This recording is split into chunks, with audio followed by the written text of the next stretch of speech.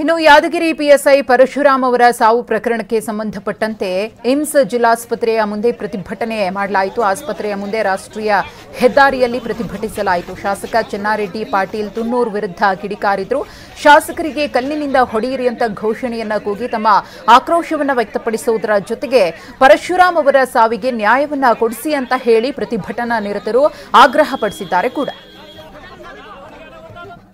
Sub inspector Parashuram ಸಾವಿನ ಸಂಬಂಧಪಟ್ಟಂಗೆ ಈಗಾಗಲೇ ಸಾವಾಗಿ 16 ಗಂಟೆ ಕಳೆದರೂ ಸಹಿತ ಇನ್ನೂ ಎಫ್ಐಆರ್ ದಾಖಲು ಮಾಡಿಲ್ಲ ಅನ್ನುವಂಥ ಕಾರಣಕ್ಕಾಗಿ ವಿವಿಧ ದಲಿತ ಪರ ಸಂಘಟನೆಗಳಾಗಿರ್ಬೋದು, ಜೊತೆಗೆ ವಿವಿಧ ಸಂಘಟನೆಗಳು ಸೇರಿಕೊಂಡು ಯಾದಗಿರಿ ಏಮ್ಸ್ ಮೆಡಿಕಲ್ ಕಾಲೇಜ್ ಮುಂಭಾಗದಲ್ಲಿರುವಂಥ ರಾಷ್ಟ್ರೀಯ ಹೆದ್ದಾರಿ ಬಂದ್ ಮಾಡಿ ಪ್ರತಿಭಟನೆ ಕೂಡ ಮಾಡ್ತಿರುವಂಥದ್ದು. ಆ ಒಂದು ಪ್ರತಿಭಟನೆಯಲ್ಲಿ ಪರಶುರಾಮ್ ಅವರ ಕುಟುಂಬಸ್ಥರು ಸಹಿತ ಭಾಗಿಯಾಗಿರುವಂಥದ್ದು. ಸುಮಾರು ಬೆಳಗ್ಗೆ 7 ಗಂಟೆಯಿಂದ ನಿರಂತರವಾಗಿ ಪ್ರತಿಭಟನೆ ಕೂಡ ಮಾಡ್ತಾ ಇರುವಂಥದ್ದು.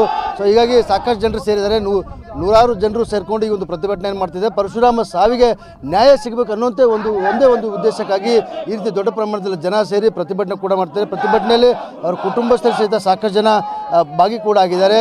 ಜೊತೆಗೆ ಆ ಕುಟುಂಬಸ್ಥರಿಗೆ ನ್ಯಾಯ ದೊರಕಬೇಕಾಗಿದೆ. ಜೊತೆಗೆ ನಿನ್ನೆ ಸಂಜೆ ಸಾವಾಗಿದೆ, 16 ಗಂಟೆ ಸಾವಾಗಿ 16 ಗಂಟೆಗಳಿಂದ ಸಹಿತ ಎಫ್ಐಆರ್ ಕೂಡ ದಾಖಲಾಗಿದೆ. ಪರಶುರಾಮ್ ಅವರ ಪತ್ನಿಯವರು ಪೊಲೀಸರಿಗೆ ದೂರು ಕೂಡ ಕೊಟ್ಟಿದ್ದಾರೆ. ಆ ದೂರಿನ ಆಧಾರದ ಮೇಲೆ ಎಫ್ಐಆರ್ ದಾಖಲಾಗಬೇಕಾಗಿತ್ತು. ಆದರೆ ಎಫ್ಐಆರ್ ದಾಖಲಾದಕ್ಕೆ ವಿಳಂಬ ಕೂಡ ಆಗುತ್ತೆ. ಏನು ಪೊಲೀಸ್ ಅಧಿಕಾರಿಗಳು ಸಹಿತ ಶಾಸಕರ ಜೊತೆ ಶಾಮೀಲಾಗಿದ್ದಾರೆ ಅನ್ನೋ ಸಹಿತ ಆರೋಪ ಕೂಡ ಇಲ್ಲಿ ಕೇಳಿ ಬರ್ತಾ ಇದೆ.